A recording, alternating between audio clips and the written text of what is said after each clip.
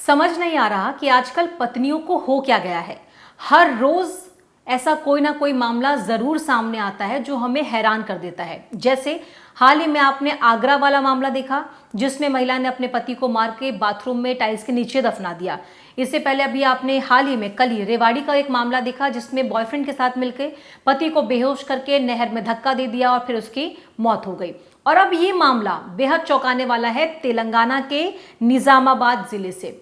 यहां पर एक महिला ने अपने पति को मारने की कोशिश की, उसे मारा और उस दौरान वो बच गया, फिर उसे दोबारा मारा जिसमें वो मर गया। अब सवाल ये, पूरी कहानी क्या है? कहानी यह है कि तेलंगाना के निजामाबाद में एक पति और पत्नी रहा करते थे।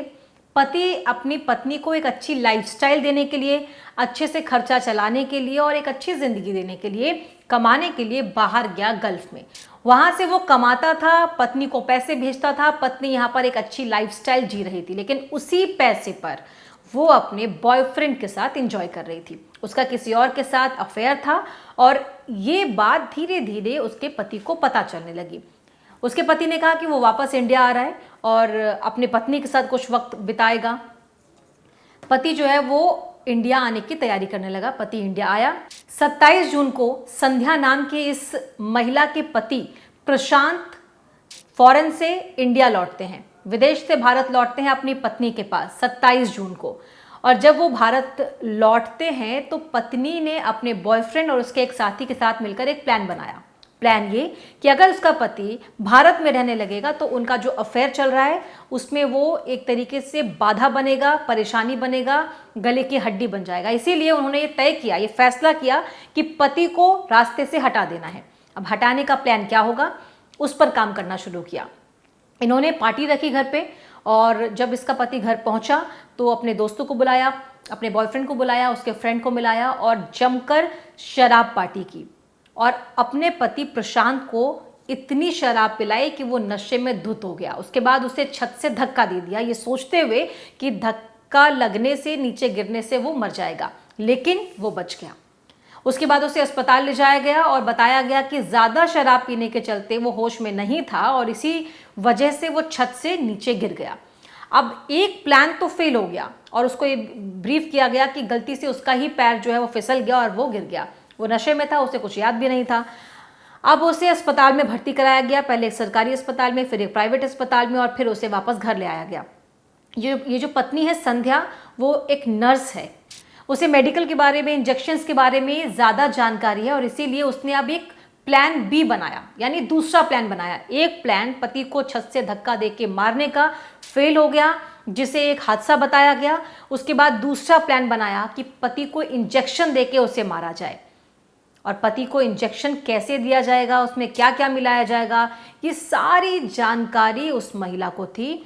उसने इंजेक्शन में एनेस्थीसिया मिलाया, टॉयलेट क्लीनर मिलाया और ऐसे ऐसे कंपोनेंट्स मिलाए जिससे उसकी मौत तय थी। उसके बाद जब वो घर आ गया, उसका ट्रीटमेंट घर पे ही चल रहा था, तो उसकी पत्नी ने एनेस्थीसिया और टॉयलेट क्लीनर और बाकी अलग अलग कंपोनेंट्स मिलाकर एक इंजेक्शन में उसको इंसर्ट किया और उसके बाद उस इंजेक्शन को अपने पति को लगा दिया और इंजेक्शन लगाने के बाद उसे बेड से नीचे गिरा दिया और ऐसे में उसकी मौत हो गई। तो दूसरी बार में, सेकेंड अटेम्प्ट में अपने पति को उसने मार दिया।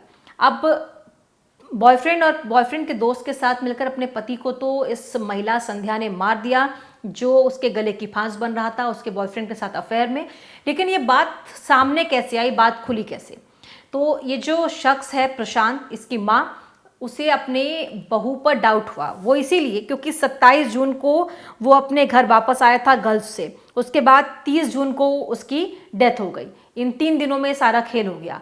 लेकिन उसकी माँ को ये जानकारी उसकी बहू ने दी ही नहीं कि कब उनका बेटा घर आया, कब उनका बेटा छत से गिरा, कब हॉस्पिटलाइज्ड हुआ, कब दोबारा उसकी जान चली गई। इस बारे में कोई भी जानकारी खुद बहू ने अपनी सास को नहीं दी। कि जैसे तैसे उन तक ये खबर पहुंची। उसके बाद सास को लगा कि बहू ने क्यों नहीं बताया। उन्हें अपनी बहू पर शक हुआ।